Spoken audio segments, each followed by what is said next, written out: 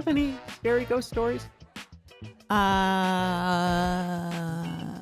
Like of my own personal Yeah, experience? sure. Like, have you ever had any like encounters with ghosts or scary things that have ever happened? Like the scariest thing that ever happened to me.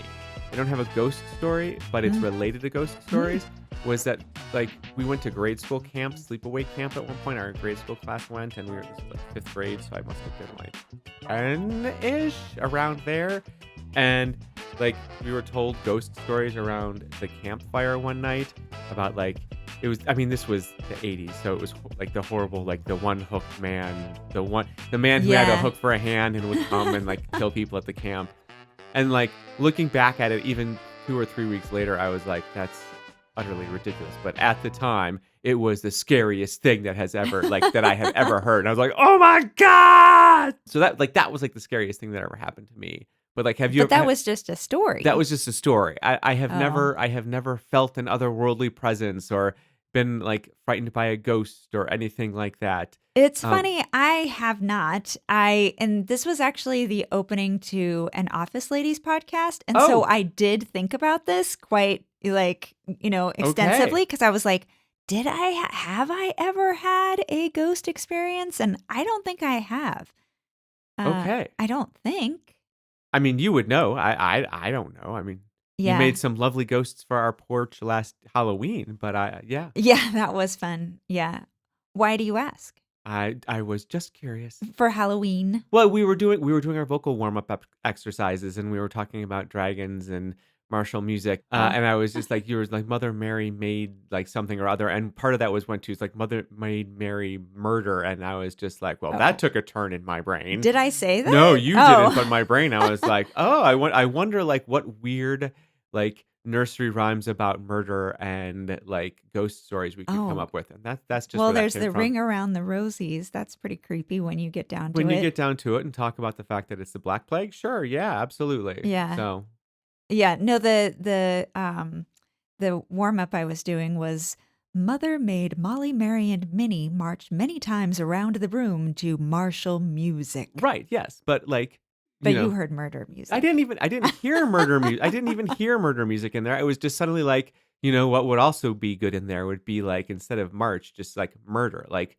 Mother made them murder Oh. many, like I don't know, Yeah. mulligans or something. I don't know. And then so I don't know. I was just thinking like how can we make this like a really kind of like culty, let's murder some people kind of talk show opening. Oh my gosh. Well, that's a whole nother genre. That's a whole other genre. We don't do. Okay, so tell them what do we do? What do we do? We're Cluedunnit. I'm Jacob. And I'm Jessica. And we are the Cluedunnit podcast where we watch murder mysteries with no idea about what's going to happen. Well, we just watch mysteries. We watch mysteries. You're right. We watch mysteries. Not crime, murder mysteries. TV crime, Guesses. procedurals. We make guesses about who did it without any foreknowledge or any information whatsoever. As soon as the body As drops. we say, clues. Right, yes. In the business. As in the business, those are called clues, Jacob. Yes. So yeah, as soon as the body drops, we're making guesses. So this week, we are doing Elsbeth. We are approaching our 100th episode. Yay!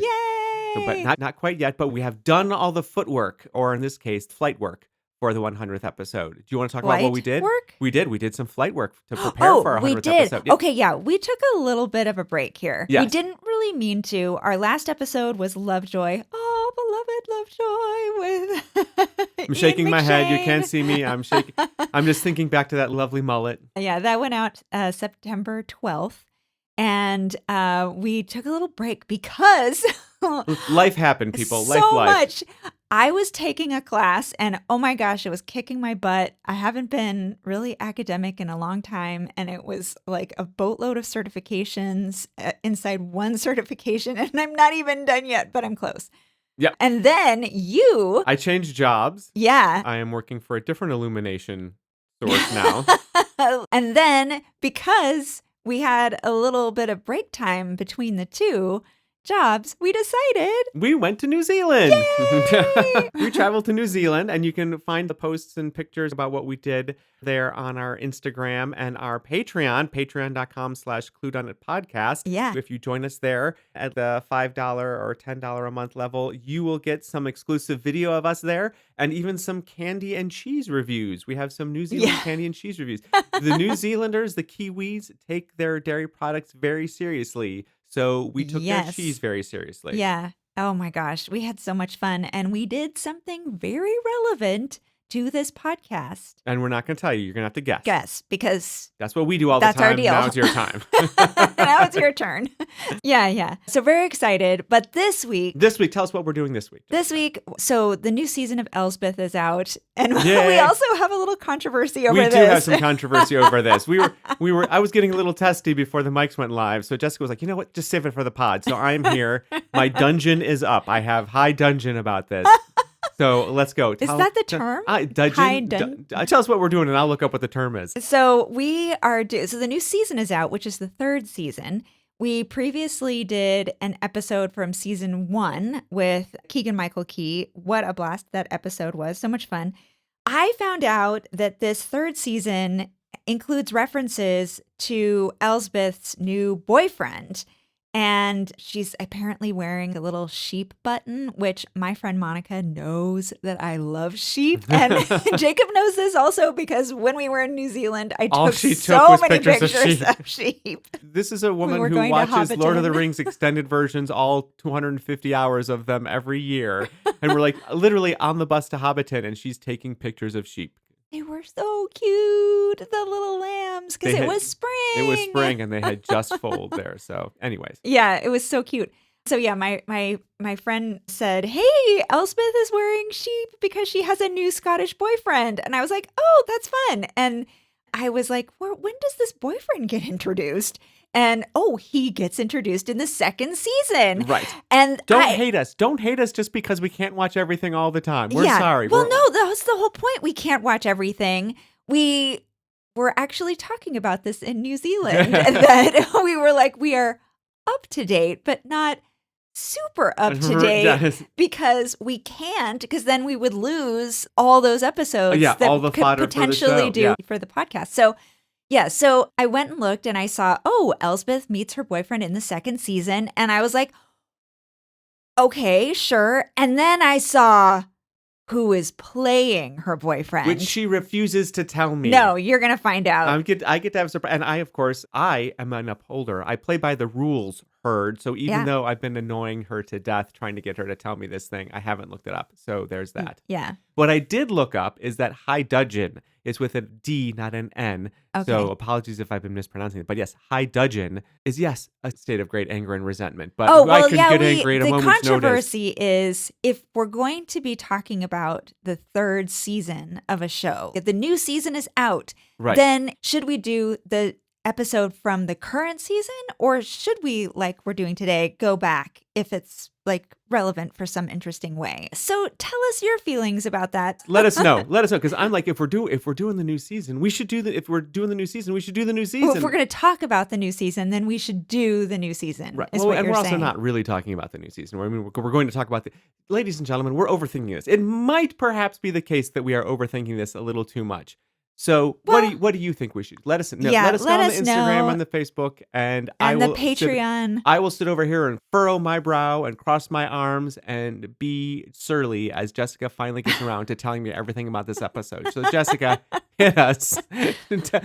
Remind me about Elsbeth. So we are doing season 2, episode 11, which is called Tiny Town. And the logline is, sparks fly between Elsbeth and a Scottish musician named Angus after he witnesses a murder through a video art installation linking Manhattan with his tiny seaside town. I remember that was an actual art exhibit in New York. It was with a murder? There was not a murder in it. No, but there was. I think it was called The Portal, and there was a live camera in one town and a live camera in New York City. It was basically FaceTime made into art. So, how fun. Yeah. So the two, apparently Elspeth and Angus, join forces to solve the case together from across the pond. Aw. And that's so funny. So they on the FaceTime sides, they're going to do this. I don't know how they're going to do it, but I have no idea how they're going to do that. I love Are you going to make me guess? Is this meta? I guess? Okay. All right. Well, this episode aired in February of 2025, the 13th of February. So just in time for Valentine's Day. And it was this year. So, I mean, in terms of relevance, it's still from this year. It's not like it's from the true. 80s like Lovejoy. Wait, did I make an error? Maybe it was 2024. No, Wait, that makes sense. If hold it was in the on. second season, which would have started in the fall of Yeah, 2024. 2025. Yeah, Yeah. no, it makes Okay. all the sense in the world. Wow, they have 2 seasons in 1 year? Okay, let's talk about how calendar works, Jessica. So the new season starts in the fall of one year and continues to the spring of the next year. So season 2 started in the fall of Okay, 2023. okay, There we alright, go. alright, Okay, alright. I love that we're still Well, trying. I'm not accustomed to network shows anymore That's it. That's with exactly it. 20 Yes, episodes. 20 episodes, or I'm even accustomed in to, a like, season. 6 episodes or 8 episodes. Right, that just Yeah. drop whenever anybody feels like it. You've So become soft, Herd. Yeah, You I become have. soft. Little baby skin hands as you like watch TV anymore. You're like, I don't know. You don't remember what it used to be like to grow up in the TV salt mines when you were like, it's summertime and there's only reruns. I Yeah. need the new season. There's What is no happening? Amazing Race, no There's American there's- Ninja Warrior. All we had were reruns of Murphy Brown and Designing Women. This is what we And had we to were live with. We grateful were for happy for them. that. We took our breakfast with Leave It to Beaver and our lunch with Andy Griffith, and it was fine. We were fine. Sometimes Lassie, even. But that made us sad. We could watch when the Munsters went from black and white to color. Yes. Oh my God, you're aging us, Lord. I'm sorry. I'm old, people. And I'm still not very good at guessing, apparently. Okay, back to Elsbeth, though. Yeah. I don't know if you recall, Jacob, but this show, the creators are Michelle King and Robert King. They are a real life married couple, Mhm. and they are co-creators of this show. They also created The Good Wife. The Good Wife, Oh, good yeah. job, Good Fight. and The Good Fight. Mhm. Where Elsbeth Evil. came from, and Evil. Yes. If you recall, also, we talked about in the last episode that Robert King got his start writing Roger Corman films. Oh, I did not remember then that. he got a job on The Wonderful World of Disney, and he was like, and he decided that TV was much more of an adult experience. And much more stable. Yeah. And yeah. This is the thing, though. Let's talk about this for a second. How low a bar for stability is a Roger Corman movie? You know what I mean? Like, if he had somehow gotten onto the set of another movie, would that have been like, would he have realized that, oh my God, this is a Roger Corman thing versus a film thing? Oh, yeah. I do wonder about that as well. Yeah. You're right. I mean, you're going from Roger Corman, which is cheap, loud, fast, out of control, to Disney, one of the most corporate, structured environments you could ever be in as a creative. And it's just, yes, of course it's going to feel more adult. You practically had to show Yeah. up wearing a suit. Yeah, you're right. It does. He went to the equivalent of IBM. Yeah, in exactly. TV. Yes. Yeah, lots of structure. Well, I don't know. Maybe he likes structure. Clearly. If you're he- going to be a TV writer, you better like structure. Yeah. He's also notably a Catholic. Okay. And he is from San Structure. Jose, Aw. which is fun also in this episode because again, we haven't watched all the seasons, but there is another regular named Sullivan Jones. Or no, that's the actor, Sullivan Jones, and he plays Dr. Cameron Clayton, and the actor is from San Rafael. Aw. So I'm like, hey, Bay Area people! Right I down the love road. it." Yeah. The episode is written by, the one that we're watching is Mhm. written by Zoe Marshall, who is Great name, Zoe. awesome. She is a Dallas native, a graduate of USC's School of Cinematic Arts.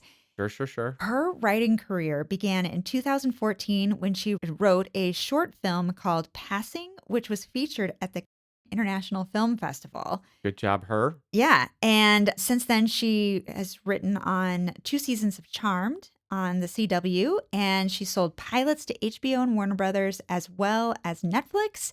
And she wrote a sports family comedy film for Nickelodeon called Fantasy Football that was produced by LeBron James. It's now streaming on Amazon if you want to check it out. The story is a daughter discovers she can magically control the performance of her football-playing father through her gaming console. That feels like an Adam Sandler movie. Adam Sandler should be the dad in that movie. Yeah. 100%. I Super also cute. just love the idea of like LeBron James on set. Like, this is a director Yes. get up in that 1920s, 1930s director get up with a beret and the jodhpur riding Oh, pants. yes. Right? Like, I mean, he And could rock some jodhpur riding Yes, pants. he can. Oh my gosh. And they'd be super tall. Oh, yeah. That was So much jodhpurs. That would be the hilarious bit of it. Anyway, also, so this show, after they did The Good Wife and The Good Fight, they were like, no more producing.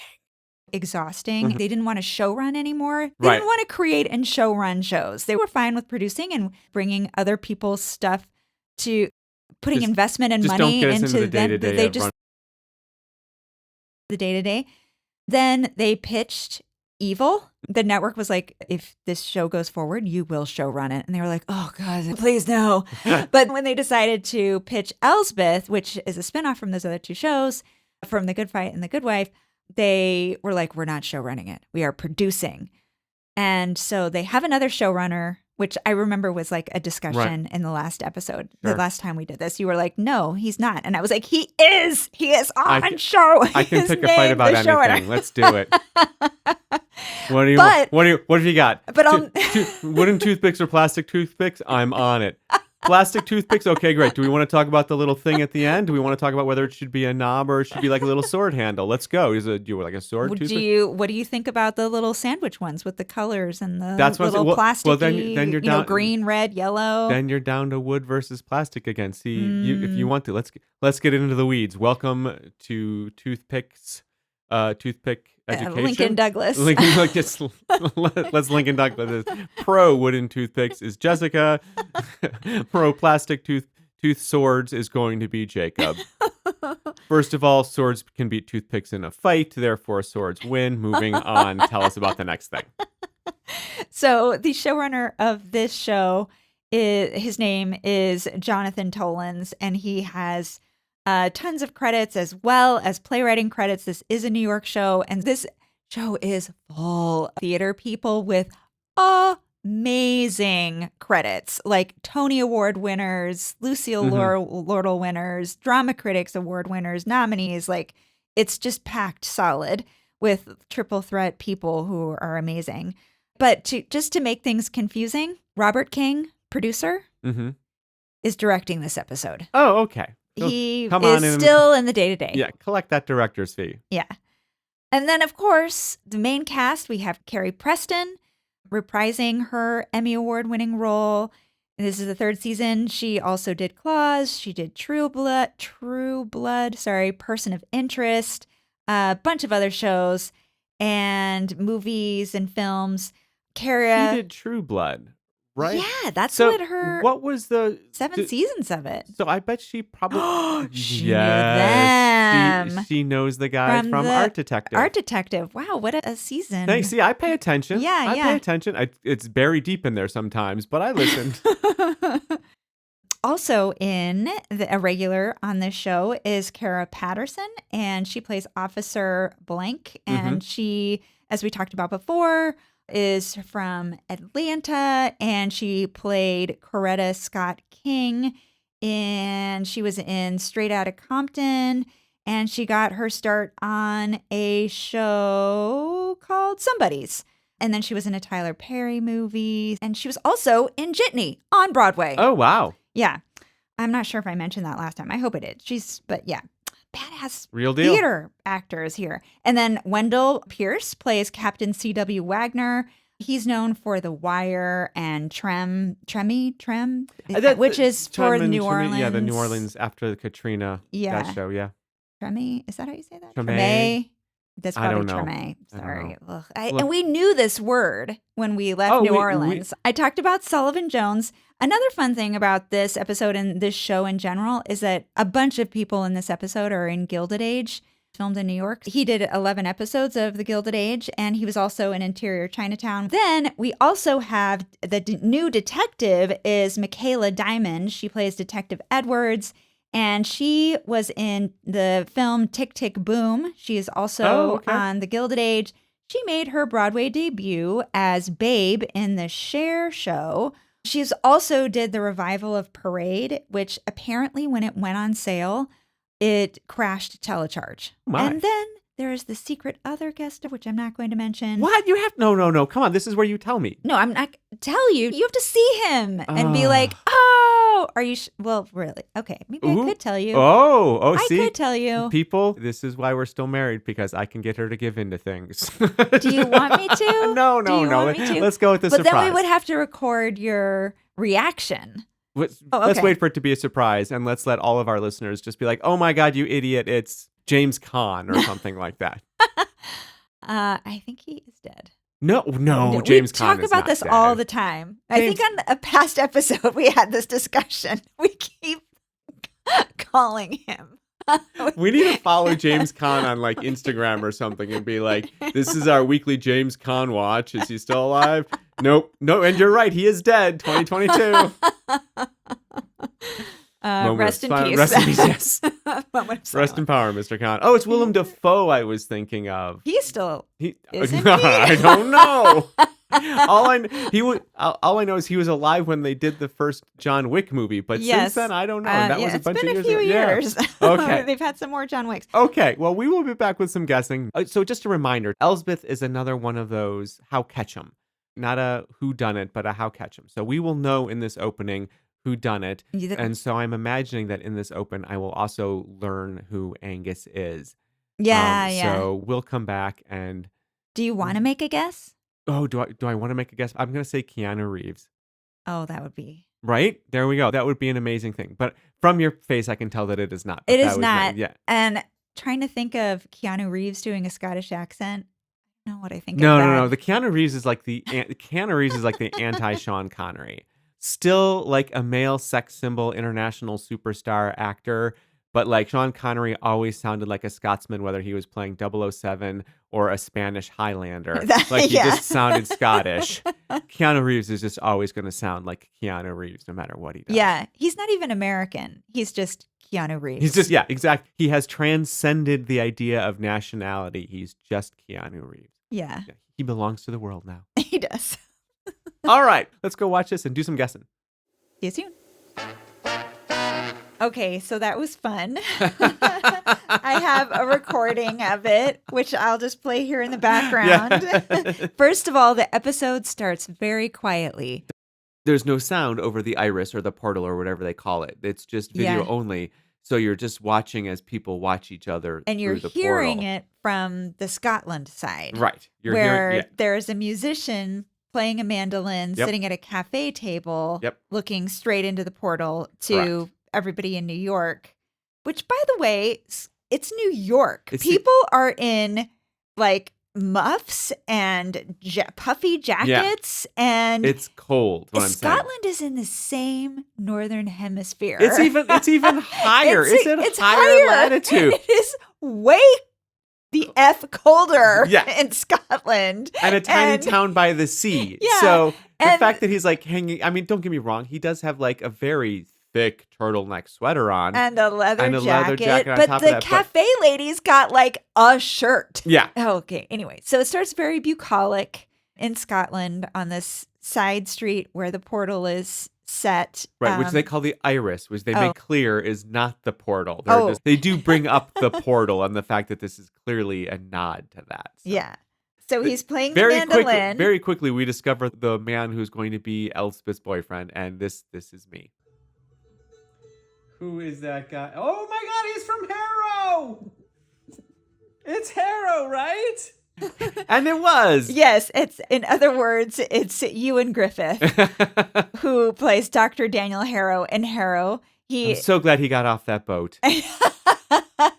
We love that show. It's a great show. So good. I cannot recommend it enough. But yes, it is Ewan Griffith, and who is not Scottish. He's Welsh. He's very Welsh. And as we discussed when we watched him in Harrow, he is friends with Matthew Rhys and Michael Sheen, and was even in Michael Sheen's wedding, the best man to Michael Sheen.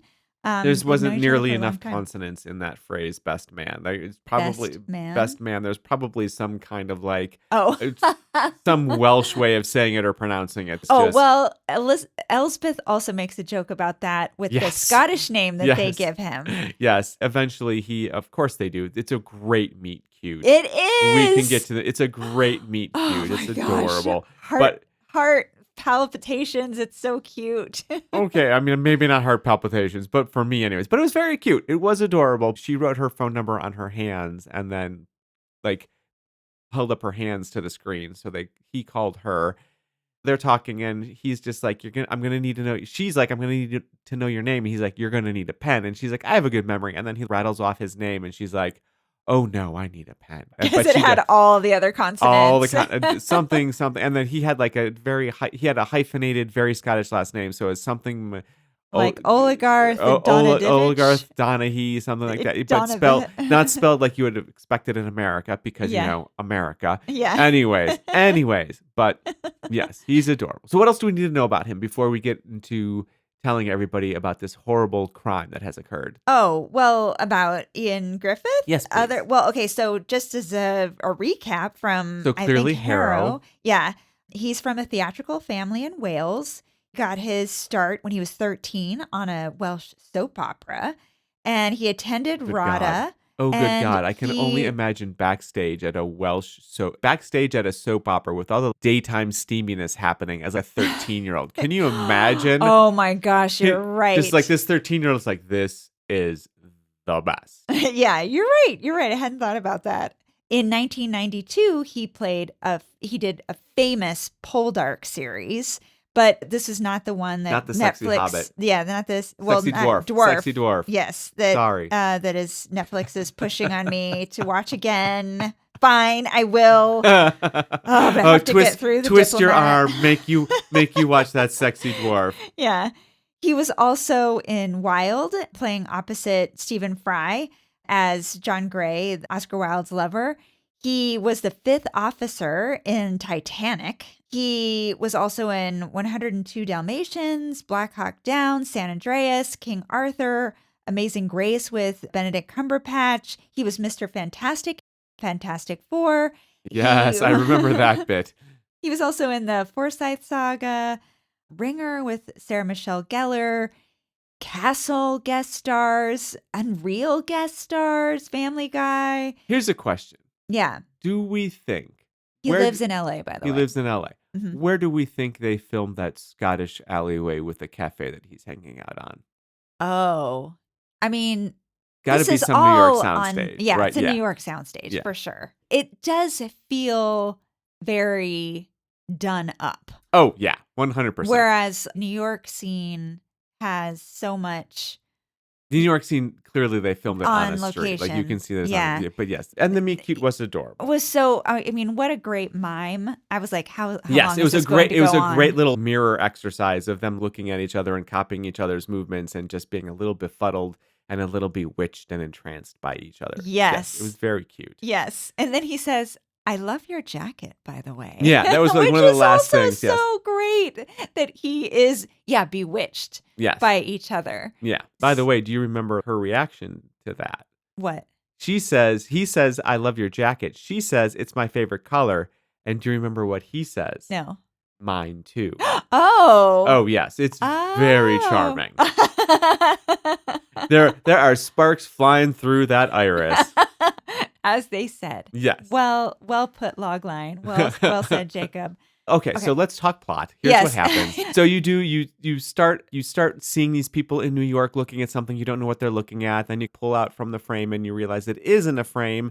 It is the other side of the iris in this little alleyway, cafe alleyway, where this man, Harrow, as we have established, is playing the mandolin. Angus is playing the mandolin. They even put something on the bottom of his boot. Did you notice that? No. Like he's not even wearing brand new boots. There's something in the heel of his boot to make them look worn. And it's not mud exactly, but there's something in the tread of his boot. So they're like, okay, oh yeah, let's make sure because he's sitting back. He's got his feet up on the table as he's playing the mandolin, which is such a choice. Like if you were to go to any cafe in some town. He's the male version of Belle. Yes.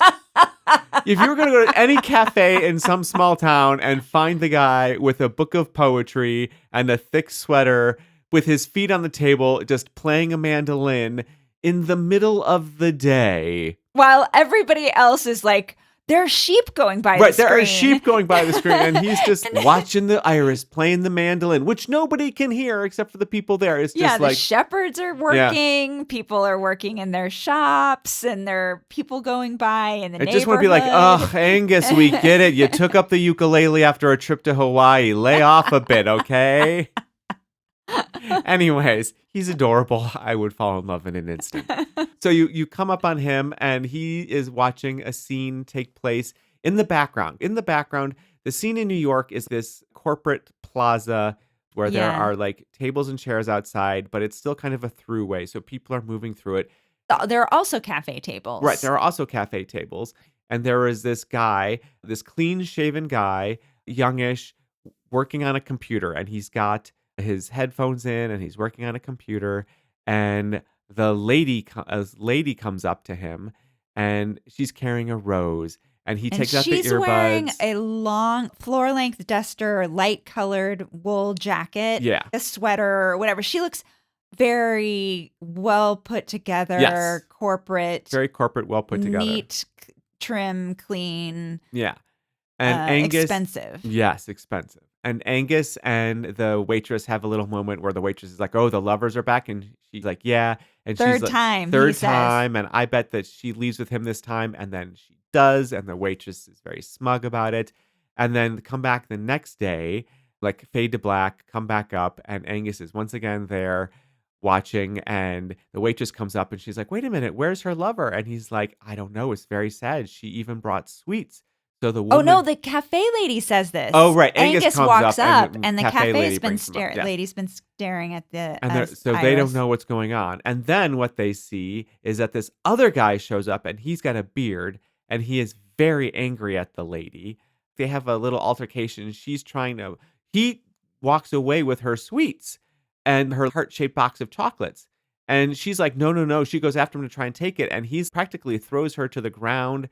The waitress at that point spills milk on his tea at the table. So you cut back to Angus and her dealing with that. And by the time you turn back, you can see the bearded man is gone, the candy is gone, and the blonde lady is having a very hard time breathing. She's having a hard time breathing and she collapses to her knees and falls to the ground. And Angus is on his side of the iris trying to get people to look behind them and see that this woman is falling down, dying, and nobody does. I'm screaming at the screen, use the international signal for turn around. Like turn around. Like, which you can't even see me now. It's a podcast. It's a podcast. But just I'm twirling my finger around vertically. Yes. If you can imagine. I just have a question for you. Yes. Do we know that that is truly the international symbol for turnaround? Like American Sign Language and British Sign Language have both agreed that yes, putting your fingers up and like twirling them around, like that means turn around. And Scottish and all of it's not the same everywhere. It's not the same. Yeah. So Elsbeth and the detectives are at the scene finding out information. You get a quick look at the victim. She has what looks to be something white caked on either side of her mouth. Yeah. Elsbeth thinks she looks sad. Which is hilarious. Even the police person is like, maybe she's sad because she's dead. Yeah. And then Elsbeth discovers the iris, which the police have put a curtain over because it's a crime scene. It's a crime scene. And then she has them turn it back on, and that's when she meets Angus, and they do their little mirroring and meet cute and all that stuff. And they try to like talk to each other, and they establish that he did in fact see something. He calls her, or they talk on the phone. He gives her the rundown. While he's giving her the rundown, a lady comes up on, two men come up behind Angus on the Scottish side, and a lady comes up next to Elsbeth on the New York side. And what you realize is that this woman flashes the men on the Scottish side. And we need to talk. And she holds up a sign that says, pay to see more. And then she puts her address for what is clearly a fake OnlyFans kind of thing. I did not go to that URL. I wonder what would happen if somebody did go to that URL. But also, lady, if your goal is to have more people pay to look at you in the nude, this is not the best way to do that. Yeah. There's only two guys that you're seeing every day in this small Scottish town. They're getting it for free. And they're getting it for free. This is not good marketing, lady. Yeah. You need to find better ways to get your impressions. Like in Scotland. Right. Like if a Scottish lass was doing this. Should be putting up a sign, pay, because she has... Come visit us in Scotland. Yeah, yeah. Best tea in all of this town. Yeah, because there's like many more New Yorkers who would be... Yeah, yeah. Yeah, your audience is just bigger there is You what need I'm saying. a bigger funnel, top of funnel. Yeah. Thank you for joining our TED Talk on marketing. Yeah. So they talk a little bit, and then Elsbeth has to go back because they found the victim's security badge, and That's it. Then we get to the title sequence. So that is what happened. That's everything we know. This is not actually a how catch 'em. We are not exactly sure who did it. Yeah. Well, I'm not sure who did it. Was it the guy with the beard who comes up and has a fight with her? But I like, have to admit, I did think, no, we're going to think it's that guy. Like, that's the whole point of the show, is that we do know, like you said, it's a how catch him. But because you suggested it and you really, I don't know, you were very convincing. I spin a good tale. You did. And so you have your guess, and I was like, all right, fine. Yeah, okay. I don't think he did it either. I think it's somebody else that we haven't met. I think this isn't a grandest game situation. Oh, yeah, no way is this a grandest game situation. This is okay. So here's my guess. Okay. So my guess, I'm going full conspiracy theory. My guess on this is that this lady, the victim, was a spy. International spy, corporate spy, I'm not quite sure yet. Maybe by the end of my guess, I'll come up with it. But she was a spy.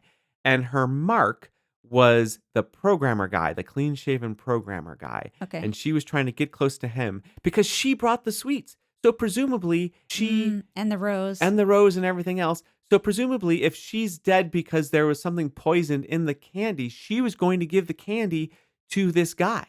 So she's been hunting this guy and wants to kill this guy. Here's where we got a couple options. One is that she is, in fact, an international spy, and she's there to kill this guy because he's working on the next atom bomb, and it's just like, boom, I'm going to kill you on this. But what could also be happening is, why do we have the whole titillation part with the woman exposing herself? I wonder if the coder guy was actually the guy who coded that website that woman is appearing on. So she is just like, I hate that you are exploiting women, providing another platform for women to be taken advantage of on. Oh. And she was finding out who that was, and she was going to kill him. So again, international spy, someone who wants to stop the exploitation of women. Oh, that's not even a guess, Jacob, because she would not have killed herself. Oh my gosh, this is not actually a guess. This is just a backstory. Jessica, I didn't come up with a guess. I came up with backstory. I think it was the bearded guy. Somehow the bearded guy like forced her to eat a chocolate or something. And so she died. Yeah, I got, oh man. I'll give you a second to think about it, and I'll make mine. Okay, hit me. Okay, so I think that Duster, wool duster lady. Yeah, the victim. J. Crew lover lady Mm-hmm. is actually a very obsessed stalker. Oh, okay. And she is obsessed with a computer guy, and she's been following him around town at various temp jobs. And she is a temp, and he had been a temp. Right. And she just quits whenever he quits, and she goes on to the next job. Sure. Yeah. So, however, the computer guy is onto her. Oh. And she is really driving hard. It's Valentine's Day. Right. And she is blind to her obsession. He has a boyfriend. Oh. Who is Beardy Guy. Okay, so Beardy Guy's and, coder's boyfriend. Yeah, and computer guy is not, it tells like, oh, I'm so upset this woman can't see that I'm actually with somebody else, and she's really, I don't know how to make her go away. And right. Beardy Guy is tired of hearing about it, and so he goes to threaten her. Mm-hmm. He does not actually kill her.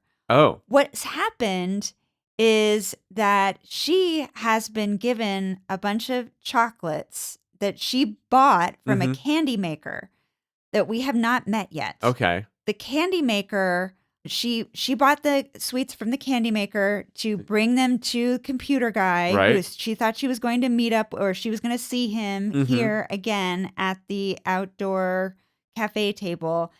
Candy Maker has been hearing about how Duster Lady's lover is so obsessed with this guy, and she's like, oh my gosh, she is never going to get that this guy is not in love with her. I can't hear it anymore.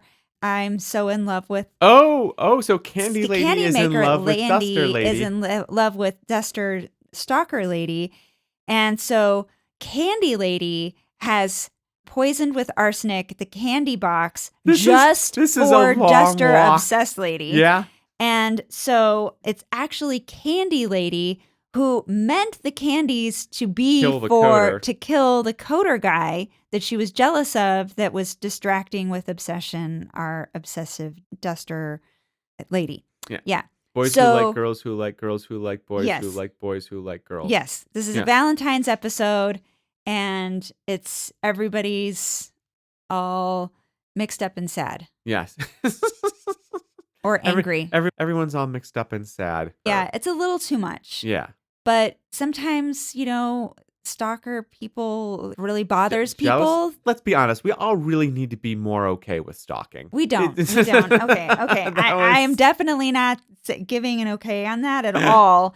All right, Herd. So I think I'm going to add even more complications onto this. Oh. More and more and more complications onto this. To your spy theory? No, not to my spy theory. Are you leaving your spy theory? I'm thinking I'm leaving my spy theory behind. I think it's a great story, but it doesn't actually explain who killed her. If she was, in fact, a spy, and her intention was to kill Coder Boy, then maybe Bearded Guy did force her to eat some of the chocolate, but maybe Beardy Guy was head of security for Coder Guy's IT firm. And maybe Beardy Guy was just like, you're not going to kill my golden goose. Oh. So yeah, you know what? I'm sticking with Beardy Guy.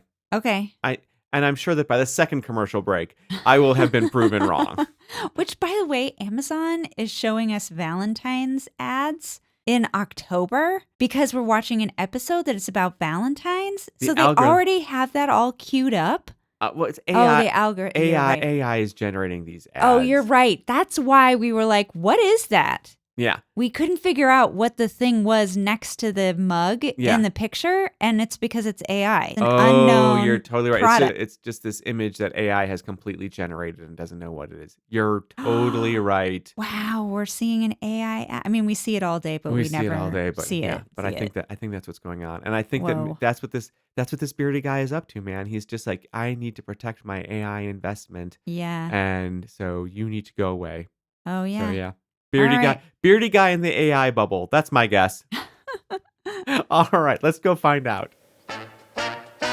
Jessica, would it surprise you to know, or anyone in this world to know, we were wrong? Yeah, we were both wrong. But we got so much right. Yeah, we did. As is our usual cry. We got so much right. Yeah. You knew that the computer coder boy was gay. Yeah. I knew that it was the boyfriend, but the boyfriend didn't kill her. Actually, I said that the boyfriend did kill her, and I also said that I would be proved wrong by the next commercial break, and I was not, by the way. I'll take that as a little victory. It took 2 commercial breaks for him to get exonerated of everything. Yeah. But he had some issues with her. Oh my gosh, he did. And that was very aggressive and threatening. And apparently they were in counseling. Yeah, they were in counseling. That relationship was all over the map. And then she was being secretive, as it turns out, because she was a whistleblower. And she was communicating with the computer guy. Who was a writer. Who was a journalist. Yes. And so she was going to give him a bunch of details, and she was communicating with him over an encrypted app.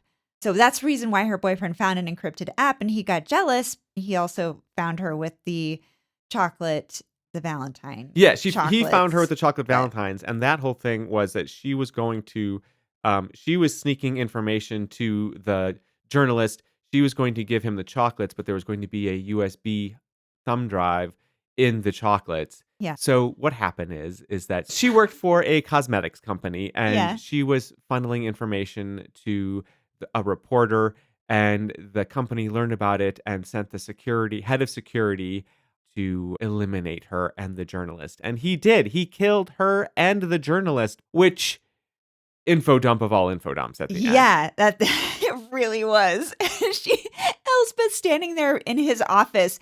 By the way, the head of security is also an assassin, a paid assassin, because in the end he says the company made me do it, or the company told me to do it. And it's like, you didn't call out for the professional.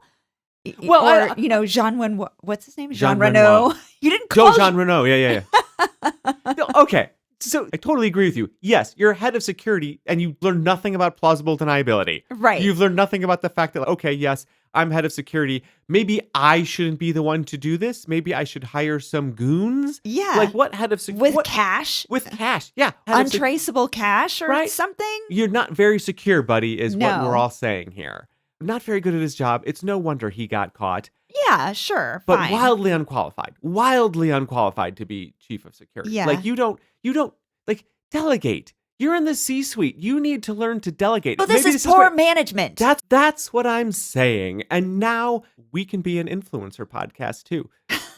Business podcast. Business influencer Business podcast. leadership. That's right. Yes. Right here, we're gonna business leadership through the faults of procedural TV shows. This is what we've got going on. Here we go. But yeah, going to promote this. Yes.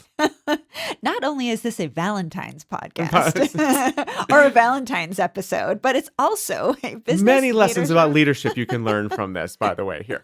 For example, the police chief taking time off to learn dancing on his own before he asks his wife out to a dance so he can impress her. That's really for good. Valentine's. Do your homework. Yes. there's And lots of- he also delegates. He tells also other people to go out and investigate, and he And trusts his He his trusts his staff, employee staff. hires a specialist to do the job. Yes. So, again- Elspeth. Elsbeth, and for that matter, the dance captain from a previous episode Yes. of Elsbeth to teach him how to dance. The episode that we watched. Right. Speaking of young men. Yes. So in this episode, Kara, Elsbeth's buddy and partner, and Well, that's the actress's Kaya. Kaya is the the character. police. Kara is the Yeah. actress. Yes. Anyway, so Kaya is having a bit of a crush on a new guy. We hadn't seen this new guy, but the new coroner, Yeah. Cameron, played by Sullivan Jones. Yes. See, I looked some of this up, Jessica, because Oh. I couldn't just foist this on you and have you like, who is that person? I don't know, Jacob. So I looked it up. Anyways, first of all, they're having these little flirty crush things happening throughout the episode, which I was like, okay, this is fine. This is great. Yeah. And then Like he has to come into the office to Right, present right. information And to the captain. The chief and is he's like, you could have just emailed. This could have been an email. Yeah. But then you find out in a very bizarre scene for us anyways, because we were coming into this cold because there were episodes we missed. They're roommates. They Yeah. live together Yeah. and they're crushing on each other. Like, okay, so they're crushing on each other. I get that. You're both paid actors. You're very attractive people. Of course, you're going to crush on each other. But I mean, in the show, they're a cop and a morgue coroner. Scientist. Yeah. But who does that though? Like in New York, as a woman, would you just like Here. would you just accept some roommate who is just a guy? Would you do that? Would you feel safe with that? Would you? Well, no, I don't I just don't think that, except as now that I'm saying this, that is actually what did happen with me and a roommate. Actually, the longest roommate I had in New York City, the longest apartment I lived in, I had a female roommate. Oh. It was nothing happened at all. She had her room in the front of the apartment. I had my room in the back of the apartment. And yeah, you're right. Okay, never mind. I take it back. Cameron, York. It was very cute though that for Valentine's Day, to give her something sweet, he brought home a cupcake from work. From work. Not even one that he just got. Yeah. And she's like, I don't want that morgue cupcake. Yeah.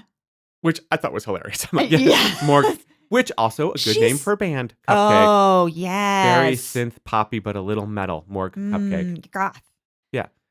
Maybe that's what Taylor Swift calls her goth album. Oh. Morgue cupcake. She handled it very nicely. She said, I appreciate the sentiment or something to that effect. Mhm. But he kind of throws shade on her because he's like, I thought of you and I brought home this cupcake that, somebody else bought. Yes. Yes. Left at work. And so I You're bringing saved this home for a you. leftover cupcake. Yeah. I mean, you do that a lot. Well, yes, which but is- I don't expect it to be some great grand romantic gesture. Yeah, of like on affection. Valentine's On Day. Valentine's Day. Yeah. Yeah. No, even You go get her a cupcake. at least like buy a sealed wrapped Hostess cupcake or something, for goodness Yes. sake. Yeah, yeah. And then he's like, oh, I guess I hadn't really thought through the bacterial contamination. You're correct. And he says, but you like sweet things. You always go out to Froyo with Elsbeth. And she says, well, the shade aside. Yeah. And I'm like, I don't know what to think about that. They do go to Froyo a lot, but come on. It's What's wrong with good. Froyo's? Froyo's delicious.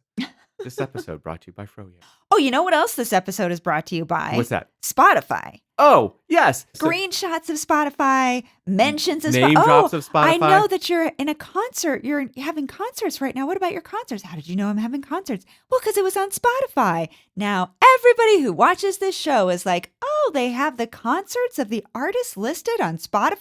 Yeah. If they didn't know that already. Right. And let's be honest, this is a CBS procedural aimed at women of a certain age. So maybe they didn't know that. Yeah, yeah. Regardless, but what I will say on this is also unintentionally funny, is that so Angus, she mentions that she listened to his song, Yeah. and Angus is like, great, you earned me 2 cents. Yeah. And it's supposed to be this throwaway line about how little Spotify pays their artists. And don't get me wrong, Spotify does in fact pay their artists horrifically low rates. To the point that if you were getting 2 cents for every time your song was played on Spotify, holy smokes, that would be amazing. You're only getting like thousandths of a penny every time your song is played. Yeah, if yeah. that. So 2 cents for every time your song is played. Angus, I don't know how you got that deal on Spotify, but good job. Yeah, yeah. Good on you. Well, and that was probably approved by Spotify. You're probably right. Why would they say that? Oh my gosh. Gotta control that PR every time. Crivens. Oh, geez, Louise. You have been talking in Scottish ever since this episode. Your full permission to use Scots. Now I know Ken. Now I can Scottish. By the way, we find out in the end that the head of security, his name is Thorwald. Yes. Which is the name of the perp, the villain in Rear Window. So this is like a whole reworking of Rear Window. That's really smart, actually. I dig Yeah. that. That's a great little reinterpretation of like Technology. Yeah, that's neat. I like that. Yeah. I also feel a little silly that it didn't occur to me earlier that that's what they were doing, but good job. Yeah, well, I mean, it is a reworking. It is very reworked. Yeah. It's not somebody with, with their leg in a cast and beautiful Grace Kelly. Good point. Swanning in a beautiful dress. Elsbeth swanning in a beautiful Elsbeth coat. swans in multiple beautiful coats. She's Yeah. wearing the blue coat that she's wearing was cut amazing. Yeah. That was great. And her gloves and scarf are beautiful. Yes. That pink and blue. And it's just so well put together, like really great on screen. There are a couple of shots that are basically just of her gloves. Yes. And I was like, oh my goodness, those look beautiful. And she has lovely hands. Shall we do Christie's? Now let's Yes, do Christie's yes. to get to the closer. Let's do Christie's. this. Well, okay. So we had 3 enormous info dumps. We had 4. 4 info dumps, 2 of which were from the same person, Right. from the boyfriend. Yeah. One was from the husband of George, the journalist, 6 pumps of sugar. Mm-hmm. And one was the final big info dump from the villain. Yes. So yeah, you're right. Okay. 4 info dumps. I just didn't make me feel like there were a lot of twists and turns. Because if you're having to like just dump a lot of info on me, I'm not finding things out. Yeah, you're not finding and things being out. able to get clues and try to guess. Got it. So for that reason, I would give it a 5 to 6 because it just didn't feel like, I mean, kind of the fun of mysteries is the puzzle. Yeah. Right. And trying and thinking like our show, thinking that we might be able to figure it out or guess just by the look on somebody's face or something like that. And so it really wasn't there. But maybe the other thing is that the show is normally written. You're going where I was going to go with this. So go ahead. It's normally, well, I was going to say it's normally written as a how catch 'em instead of a who done it. And this is actually the first time that they've had a guest star, a major guest star that they've had on the show that was a witness, not a suspect or a perp. Right. And so maybe they're just not used to that. So here's the They're thing. making puzzles. Yeah. I don't know about that. I mean, they make puzzles in different ways. For the audience. Right, yes. So they have 2 strikes against them in that this is an hour-long broadcast procedural. So you only get 44 minutes. So there's not a whole lot you can do anyways. Yeah, So and you've got commercials. That's what I mean. 44 minutes, hour-long. Right. Yeah. Sorry. No, it's fine. In any event, you've only got so much space. And then the second thing is, this was a Valentine's Day episode.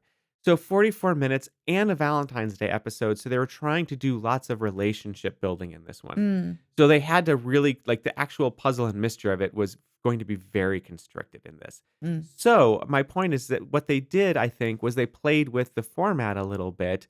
And rather than do a how catch 'em, they did a who done it. And I actually give them credit for that. That's a feature, not a bug for me on this. Because like if you're watching like it's a how catch 'em, it's a how catch 'em.